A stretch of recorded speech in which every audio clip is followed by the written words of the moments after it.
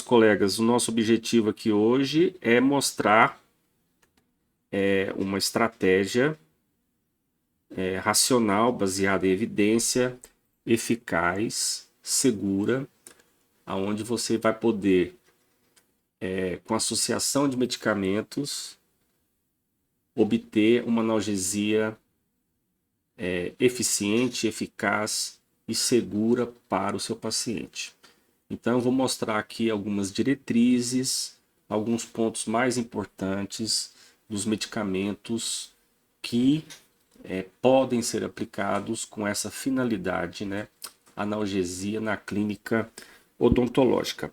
Rapidamente, eu vou colocar aqui um caso clínico. Vamos ver aqui rapidamente um paciente FCD, 23 anos, após anamnese, relatou estar em plena saúde e não usar outros medicamentos, né? Será submetido a procedimento cirúrgico para a remoção dos terceiros molares impactados. O cirurgião, na ocasião, fez o seguinte planejamento farmacológico. No pré-cirúrgico, o planejamento foi 0,5 mg de alprazolam, um benzodiazepínico, 1 hora antes, com o intuito de obter, né, ansiólise e uma sedação leve por via oral. 8 mg de dexametasona, 600 mg de ibuprofeno e 40 gotas de Dorilés ou Dorilem ou Lisador.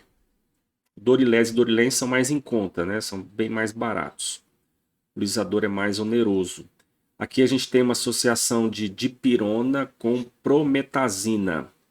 Então observem que no pré-operatório foram usados 1, 2, 3, 4, 5 medicamentos, todos dados 1 hora antes. Anestesia durante o procedimento, anestesia com lidocaína 2% com adrenalina para 100 mil. E ao término optou-se por um bloqueio complementar com bupivacaína 0,5% com adrenalina para 200 mil. Para obter também analgesia mais prolongada. E no pós-cirúrgico, manteve-se a dexametasona em 4 mg a cada 12 horas, 600 mg de ibuprofeno a cada 12 horas e 40 gotas de Dorilés a cada 6 horas por 3 dias. Estou corrigindo aqui, né? A cada 6 horas por 3 dias. Manteve-se esse esquema aqui no pós-cirúrgico. Esse caso clínico, geralmente, é a rotina que a gente faz, que eu faço no serviço público e também no meu consultório. Essa estratégia aí é a que eu vou discutir com vocês agora, essa proposta. Vou tentar justificar a aplicação de cada um desses fármacos. E aí vocês ficam à vontade, né, para perguntar, para participar, dando a sua opinião, a sua dúvida, ou se você concorda ou não concorda com algum desses medicamentos aí. Bom, a minha proposta agora é tentar justificar, né, a aplicação desse esquema terapêutico que eu estou apresentando para vocês.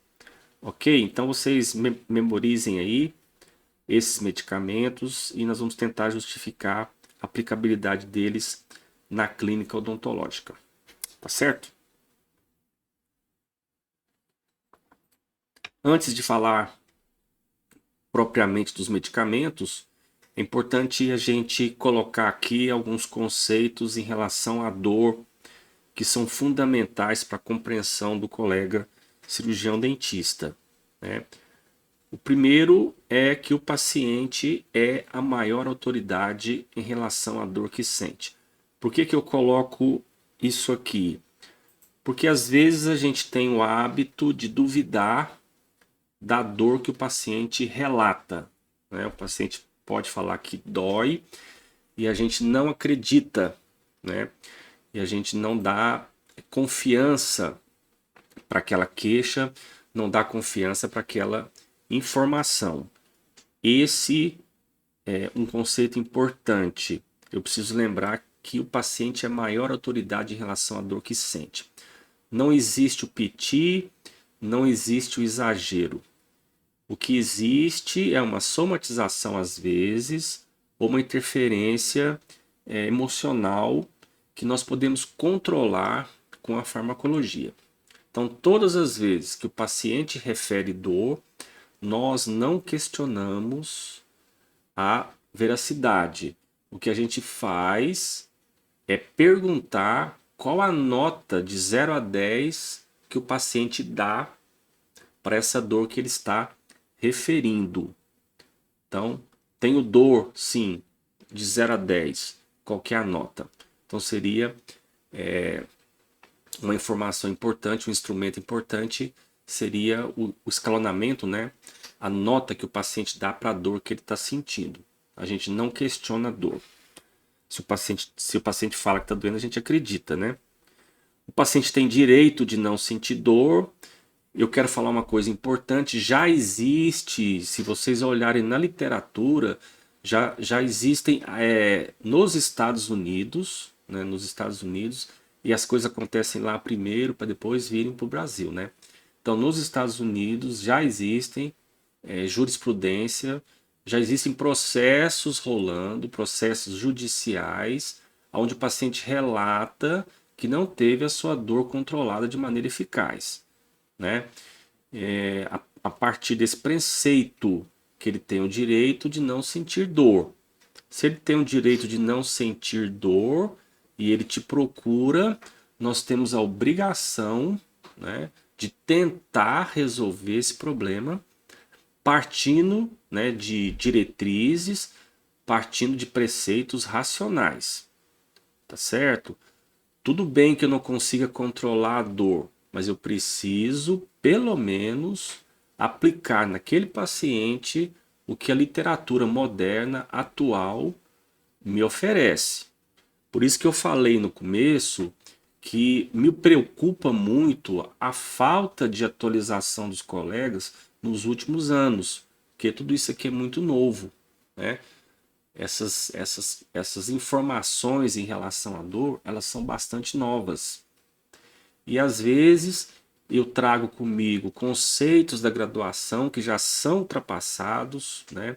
Eu não tenho aquele arsenal, eu não tenho conhecimento daquele arsenal disponível, eu não sei como é a fisiopatologia da dor, e eu simplesmente trago comigo aquela receitinha de bolo que a faculdade me ofereceu, né? E aí futuramente posso ser processado por um paciente que julgou, né, que eu fui, né, imprudente ou negligente com a dor dele, tá certo? É claro que a resposta da dor pode ser informal, pode ser, desculpem, subjetiva, mas eu preciso aplicar diretrizes baseadas em evidência e preciso aplicar, né, no paciente o que a literatura recomenda. Então existem estratégias farmacológicas atuais baseadas em evidência que exigem atualização frequente, né, para que eu possa aplicá-las, para que meu paciente tenha, para que eu possa oferecer ao meu paciente o que há de moderno, né, que não é o que é mais caro, certo? Mas o que é de mais moderno, o que é mais racional atualmente, para que ele tenha a tentativa de um controle efetivo do seu quadro doloroso. Então isso é muito sério e eu queria compartilhar com vocês. Então o paciente tem direito de não sentir dor. E uma coisa muito importante que eu queria também compartilhar com vocês é que a dor não tem relação com o procedimento. Procedimentos simples podem gerar dores intensas. Uma extração simples, que você julga simples, com uma técnica rápida, né? O dente praticamente sai na mão, o paciente pode ter pós-operatório doloroso. E em contrapartida, cirurgias maiores, né? Onde você corta osso, parte dente, faz mobilização de tecidos, importante, retalhos, descolamentos, e o paciente tem um quadro de dor mais tranquilo. Então, É preciso entender que às vezes eu faço uma extração simples e falo assim: ah, você chega em casa e toma dipirona, ou você toma o que você tem disponível lá. Isso é um erro comum, isso é um erro estratégico comum. Eu não posso agir dessa forma. Eu tenho que entender aonde está posicionado na literatura o nível de dor, né, pós-exodôntica, ou seja, o quanto dói uma exodontia onde eu não faço o controle efetivo da dor. É uma dor importante. Se você pegar no índice de McGill, ele classifica a dor pós-extração maior, né, com índice maior, com pontuação maior do que uma cólica menstrual, por exemplo. Então tem essas informações na literatura, né, para que eu entenda, por exemplo, que uma dor pós-extração é importante, né? Uma dor pós-extração dói bastante. O paciente vai ficar incomodado com isso. Então são alguns conceitos aqui que eu colocando para vocês. Outra coisa, também tem muita coisa aqui que é atual e às vezes as pessoas confundem porque uma coisa é a dor aguda como sinal de alerta, né? Eu tenho alguma alteração orgânica, a dor aguda me avisa. Isso é uma coisa. Agora, a dor aguda pós-operatória, ela é deletéria. A dor aguda pós-operatória traz repercussões para o organismo muito importantes. Vou colocar algumas para vocês aqui, ó. Por exemplo, alterações cardiocirculatórias, aumenta a pressão arterial, arritmias, né? O paciente pode experimentar isso com a dor aguda. Alterações gastrointestinais, caracterizadas por alteração da mobilidade do peristaltismo, né, gástrico. Alterações neuroendócrinas, secreção de insulina, cortisol, glucagon. Alterações imunológicas, a predisposição a infecções. E alteração também na coagulação do sangue. Essas são alterações fisiológicas produzidas pela dor aguda. E existe uma alteração psiquiátrica, pode voltar o slide, uma alteração psiquiátrica importante, que é a raiva.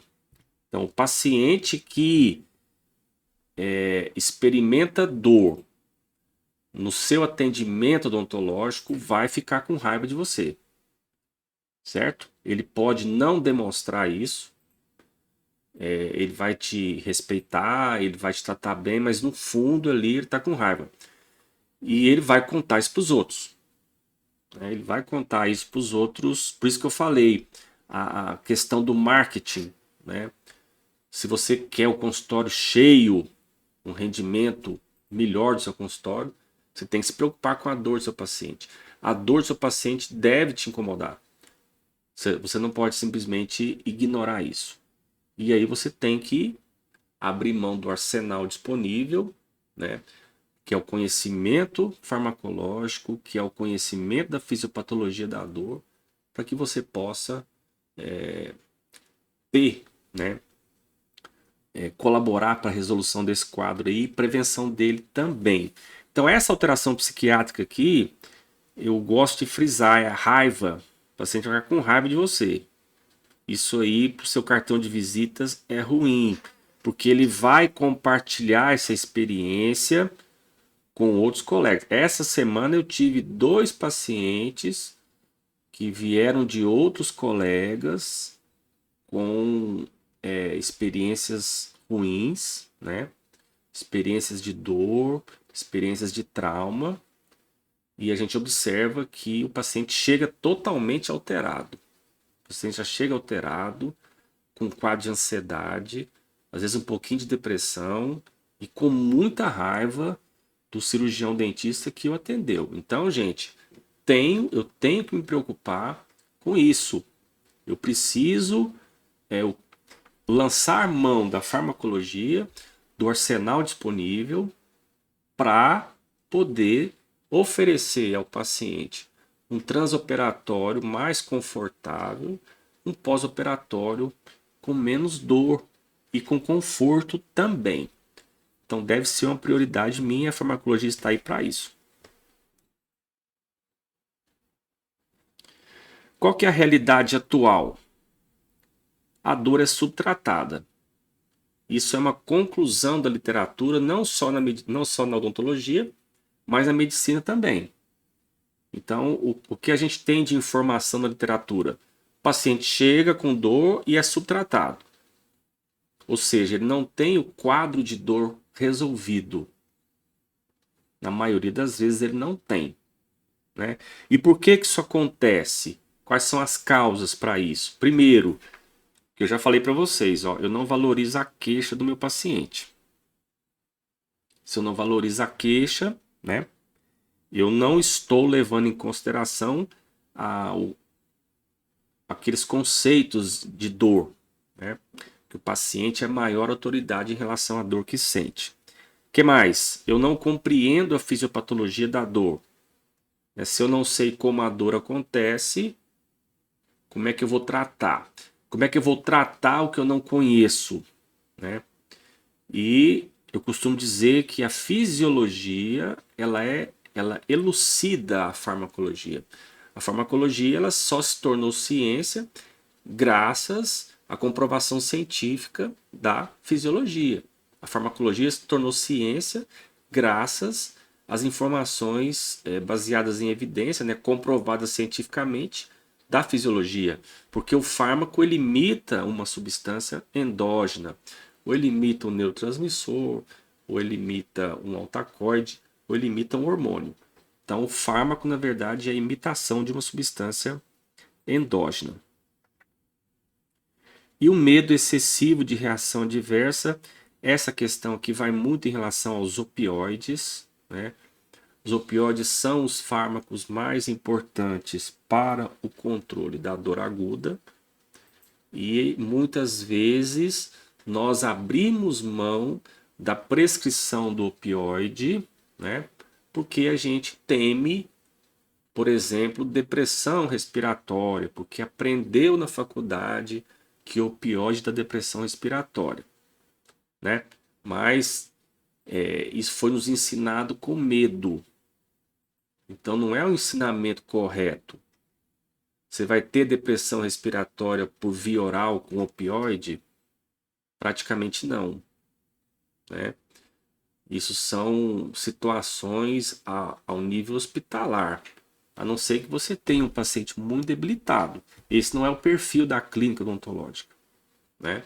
Não é o perfil. Então, se eu tenho muito medo do opioide, ou se eu aprendi que o opioide gera muita reação adversa, o ensino obscureceu, né, ou vedou, colocou um véu, né, em cima dos benefícios que o opioide pode oferecer, né? Então a gente ficou muito naquela questão de dependência, ficou muito na questão da depressão respiratória e desenvolveu medo, opiofobia, né? E com isso a gente deixa de usar o opioide na clínica e o paciente não tem o seu controle efetivo da dor. Então essas são as causas do subtratamento. O que eu tenho que fazer, né? O que eu tenho que fazer para melhorar isso? Eu tenho que, a partir de agora, valorizar a queixa do meu paciente.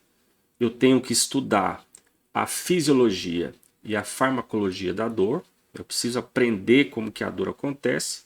E eu tenho que perder esse medo excessivo das reações adversas aos fármacos. Eu não tenho que temer a reação adversa. Aliás, eu não tenho que ter medo. Eu tenho que temer. É diferente. Aí, a partir do momento que eu conheço, eu perco o medo e passo a ter o temor, o respeito pelo medicamento. Todo medicamento é passível, né, de produzir reações diversas indesejáveis. Mas se eu conheço o medicamento, né, aí eu passo a respeitar aquele medicamento e eu passo então a usá-lo com segurança, porque eu sei que ele faz coisas boas e que ele faz coisas ruins, tá certo? Então a decisão pela prescrição é sempre colocar uma balança em cima da mesa e pesar os riscos e os benefícios dessa prescrição. É sempre assim. A orientação para dor aguda hoje é que o opioide seja incluído. Vocês vão. Essa é uma dedução que a gente tem ao ver, né, ao compreender, né, ao compreender a fisiopatologia da dor. Você acaba deduzindo, certo? No caso clínico que eu mostrei para vocês, eu não tenho opioide ali, mas eu tenho a prometazina. A prometazina, ela não é opioide, mas ela tem um comportamento parecido, eu vou mostrar para vocês. E ela está ali não é à toa, né? Ela está ali não é à toa, eu vou mostrar para vocês aí. Eu vou justificar aquela prescrição no decorrer da nossa apresentação aqui. Primeira coisa, eu preciso entender o conceito de dor, e aí eu volto a mostrar aqui que a dor é sensorial e emocional. Aqui acontece um erro comum já dentro do conceito de dor. A maioria dos colegas trata a dor como se ela fosse puramente sensorial. E ela é sensorial e emocional. E emocional incide aí uma série de coisas, fatores psicológicos, sociais, culturais, né? Então eu preciso lembrar disso. Tem pessoas que são mais sensíveis à dor, pessoas que são mais resistentes à dor. E isso vem da sua história de vida, né? E não é só isso. Quando você estuda a neurotransmissão da dor, você vai ver que a presença de neurotransmissores ali é marcante. E isso faz com que pessoas que têm comportamentos religiosos, pessoas que fazem atividade física, pessoas que têm uma vida mais tranquila, são mais tolerantes à dor. Pessoas mais estressadas, pessoas que passam muitos problemas, que não resolvem seus problemas ou as suas questões, acabam tendo menos resistência à dor. Né? E a neurotransmissão explica isso. Então não é só um fator psicogênico, não é só um fator psicológico, por isso que não existe PT, certo? Não existe PT. Existe, na verdade, aí mobilização de neurotransmissores, existe aí questões psicogênicas, então o universo é bem mais amplo do que a gente possa imaginar. Então, qual que é a sugestão que eu dou para os colegas? Tem que tratar a dor dentro do conceito, um tratamento integral dentro do conceito. Eu tenho que tratar a dor sensorial e emocional, certo? Sensorial, dipirona. Sensorial e emocional, dipirona com prometazina. Ou associar um opioide, um paracetamol puro, sensorial. Um paracetamol com codeína, sensorial e emocional. Né? É claro que dipirona e paracetamol também tem evidências de ações centrais, em ciclooxigenase 3. Né? Mas aqui eu deixo claro para vocês, então, a importância de trabalhar o sensorial e o emocional. Ok?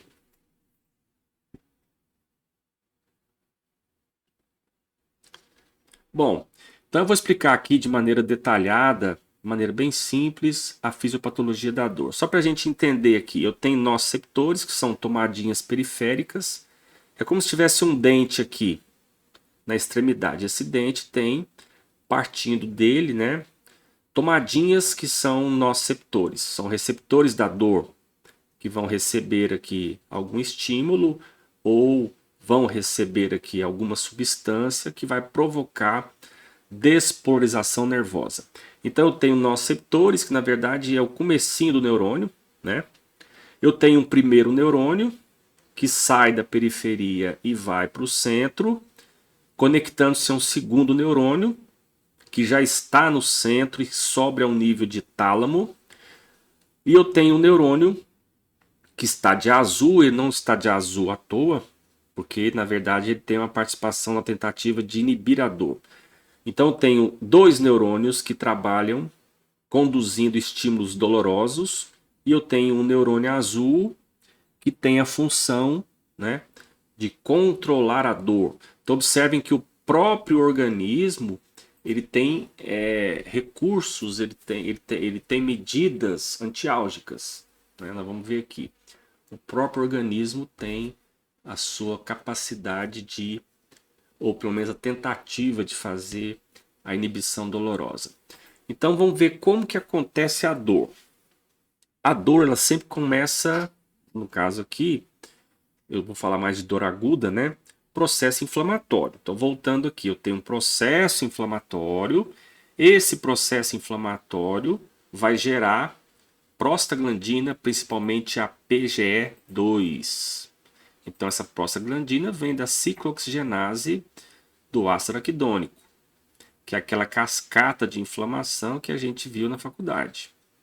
Então, processo inflamatório, ou seja, a extração de um dente, a manipulação de um tecido aqui, ou a manipulação de um dente vai gerar a formação de prostaglandina. Essa prostaglandina, ela então, formada, ela vai encostar no nociceptor. Então, coloquei uma setinha aqui, ó, observe, ó. Ela encosta no nociceptor. Ok?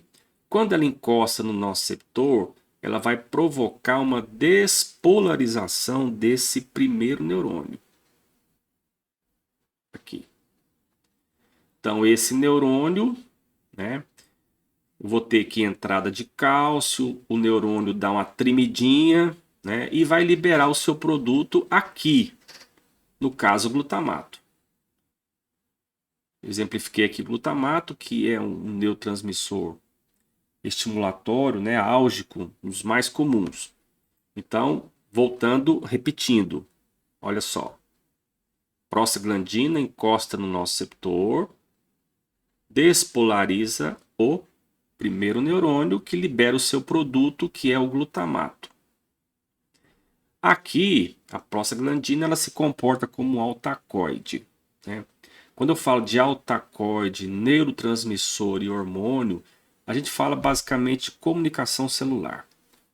Então, fisiologia é puramente comunicação celular. Hoje, nós comunicamos pelo WhatsApp, por e-mail, né, por ligações telefônicas. Como é que as células se comunicam?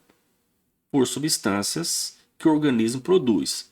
No caso aqui, eu tenho altacoide, neurotransmissor. Então, a prostaglandina fez uma comunicação periférica, né, e acabou precipitando a liberação de uma substância álgica estimulante, que é o glutamato. O glutamato, então, ele vai proporcionar a comunicação entre o primeiro e o segundo neurônio. Então, eu tenho glutamato, preciso do receptor aqui. Eu não tenho nociceptor periférico, eu tenho que ter um receptor aqui. N-metil-D-aspartato, que é a tomadinha desse segundo neurônio, certo? Então o glutamato vem, encosta aqui e eu tenho um processo parecido com o primeiro neurônio, né, que é a despolarização do segundo neurônio. Quando ele despolariza, ele leva a informação para o tálamo. Aí aqui o paciente então tem a consciência da dor. Aqui o paciente vai falar assim, estou sentindo dor, né? Então, quando o estímulo chega ao tálamo, via segundo neurônio, eu tenho então a consciência da dor.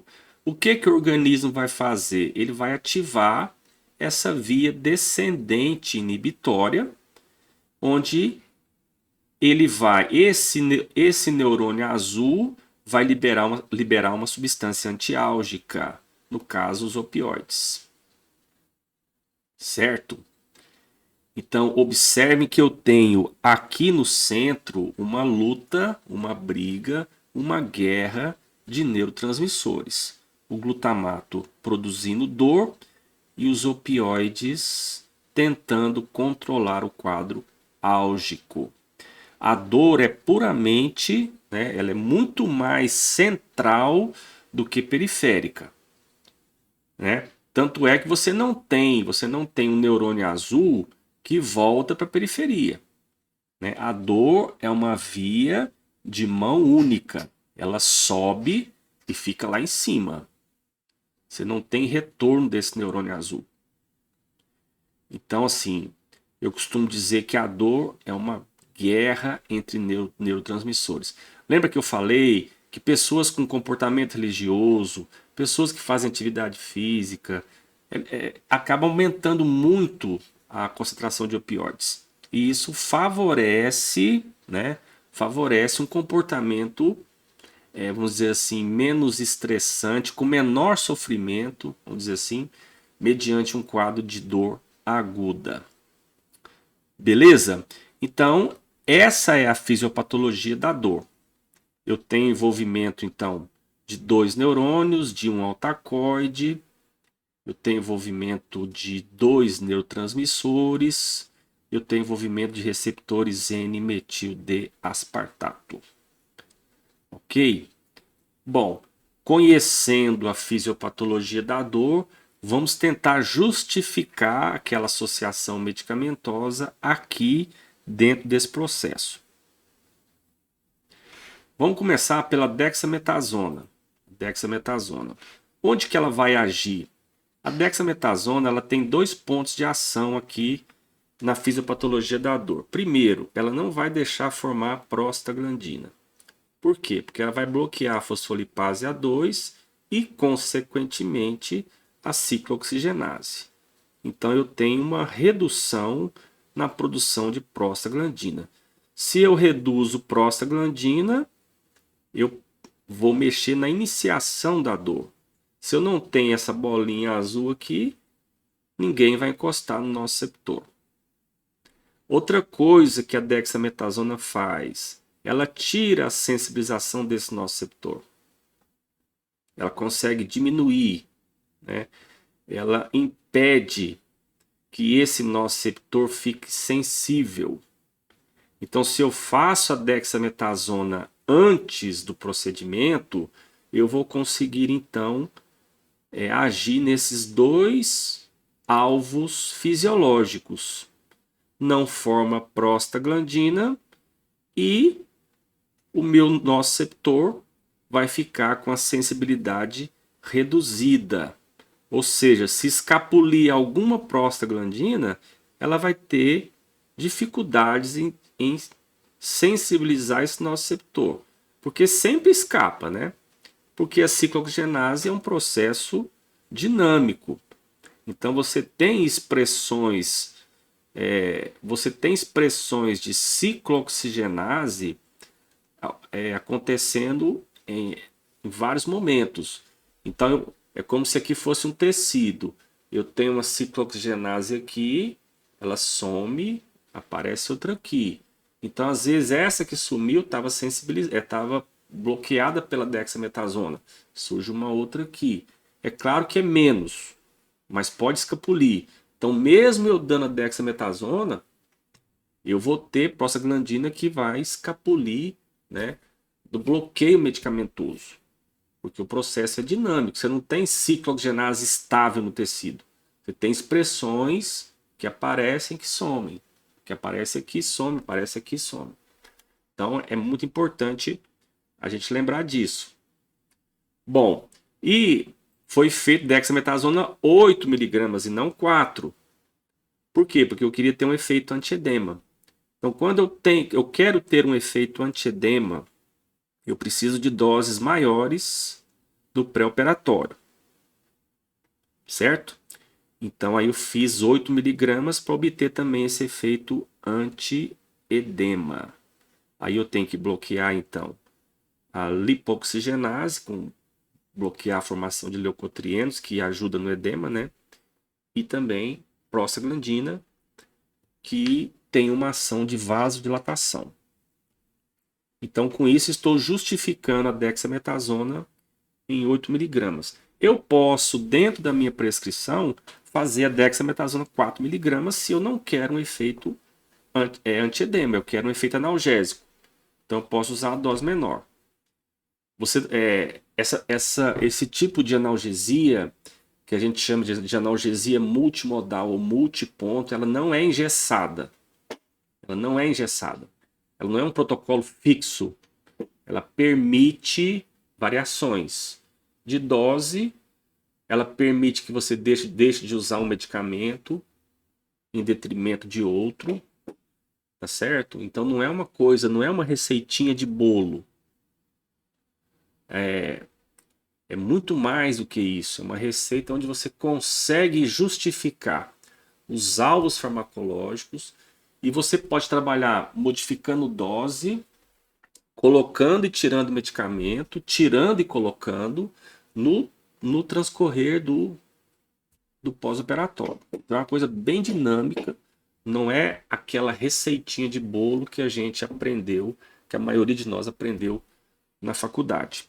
Bom, vamos para o próximo aqui. O ibuprofeno. O ibuprofeno foi usado junto com a dexametasona. E qual que é a justificativa? Eu consigo também o bloqueio da prostaglandina, porque o ibuprofeno bloqueia a ciclooxigenase do ácido araquidônico, então eu diminuo a formação de prostaglandina, certo? E existe também algumas evidências que o ibuprofeno dificulta as ligações do glutamato em receptores NMDA. Então eu tenho evidências de que o anti-inflamatório não esteroide, aí eu vou explicar por que eu dou preferência ao ibuprofeno, porque dentro das diretrizes atuais que a literatura aponta, o ibuprofeno é a melhor opção para odontologia. Eu vou explicar para vocês, depois, se vocês tiverem dúvida também, a gente pode estar falando sobre isso. A gente usa muito ibuprofeno em dor crônica, em doses baixas, por exemplo, 300 mg por dia. E o resultado que a gente encontra, estou falando de dor crônica agora, é a dessensibilização central. Ele realmente dificulta as ligações de neurotransmissores centrais e acaba fazendo a dessensibilização central. Porque na dor crônica você não tem o estímulo periférico, mas tem a sustentação central. O organismo entende que tem um estímulo periférico e fica liberando o neurotransmissor central. E o ibuprofeno ajuda muito nessa dessensibilização central. E para a dor aguda também existem evidências da participação dele, dificultando, o papel do glutamato na ligação com o receptor NMDA. Então eu posso dizer que o ibuprofeno também existem evidências que ele tem aí uma ação central de modulação da dor, vamos dizer assim, como tem também na iniciação do processo doloroso. Vamos lá. E a dipirona com a prometazina? O que a dipirona vai fazer?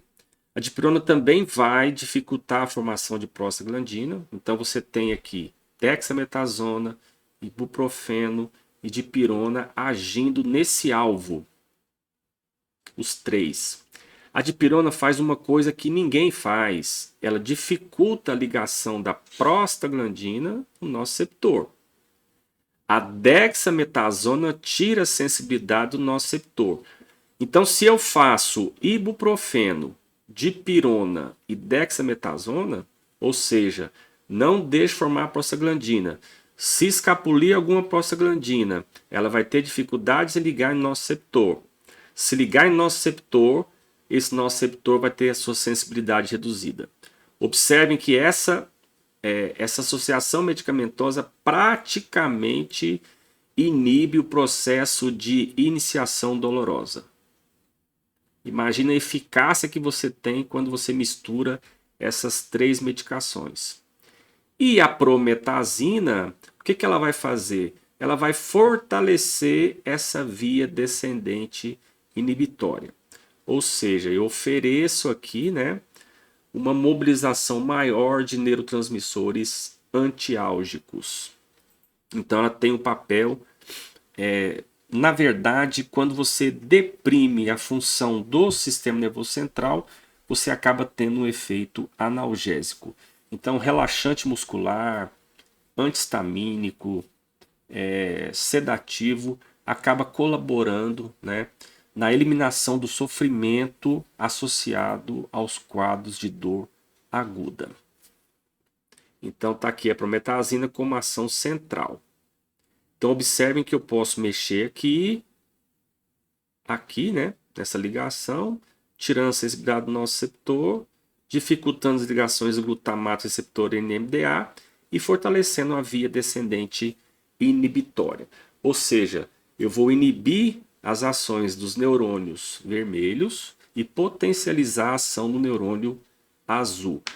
Com isso, eu obtenho uma maior quantidade de neurotransmissores antiálgicos em detrimento de neurotransmissores álgicos. Bom, isso aqui a gente chama de analgesia multimodal, que é uma associação medicamentosa, onde eu vou ter uma potenciação analgésica. O que é isso? Eu vou associar analgésicos, associar medicamentos com mecanismos de ação analgésicos diferentes, certo? Cada um com seu mecanismo de ação próprio, um ajudando o outro, e como um ajuda o outro, eu posso reduzir a dose de todos eles. E com isso eu tenho menos reação adversa. Então, as pessoas, quando veem o caso clínico, primeiro, um dos questionamentos é o seguinte: professor, não é remédio demais? E na verdade não é. Por quê? Porque se eu associo as medicações, eu posso reduzir a dose de todas elas. Como eu associo, eu melhoro a eficácia. Por quê? Porque eu vou em pontos diferentes da dor. E como eu reduzo a dose de todos eles, eu acabo tendo pouca reação adversa. Então, na verdade, o pensamento é justamente o contrário. Quando eu faço analgesia multimodal, eu tenho menos reação adversa. Quando eu faço analgesia multimodal, eu tenho um melhor efeito analgésico. Tá certo? Então é com esse pensamento que a gente entende que a analgesia multimodal é uma ferramenta muito valiosa para a clínica odontológica. E aí você pode então associar anestésicos locais. Muitas pessoas, às vezes o colega não consegue entender que o anestésico local também é analgésico. Então o paciente pode chegar com dor, né? E você pode anestesiar o paciente imediatamente para que ele obtenha um conforto e você possa conversar com ele. Certo? É claro que tem situações onde isso seria contraindicado, mas estou falando assim, a maioria das vezes você pode fazer isso. Eu faço muito isso. O paciente às vezes chega com dor, você anestesia, eu estou usando anestésico no analgésico. E aí então, eu a partir daí tento identificar a causa da dor. Então você pode separar a dor do que o paciente tem. Às vezes você não consegue descobrir o que ele tem, mas você consegue o controle da dor. Então você pode separar as duas coisas. É uma estratégia muito boa. Anti-inflamatórios não esteroides, corticoides, opioides, prometazina. O porquê da prometazina ao invés da codeína, por exemplo? Porque aí eu tenho no mercado a disponibilidade da prometazina associada à dipirona. Entendeu? Então, como a dipirona tem um papel único, que é dificultar a ligação da prostaglandina no nosso receptor, eu acho imprescindível a dipirona. E a prometazina acaba ajudando muito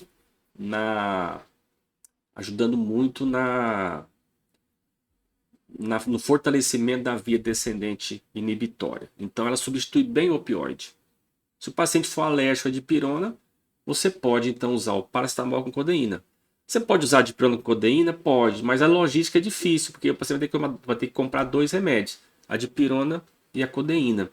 Então o Dorilex ele ajuda muito no controle antiálgico. E quando você pega dexametasona, ibuprofeno e Dorilex, fica muito em conta. É bem barata essa medicação e por ser barata, ela contempla, né, o conceito de uso racional dos medicamentos. Tá certo?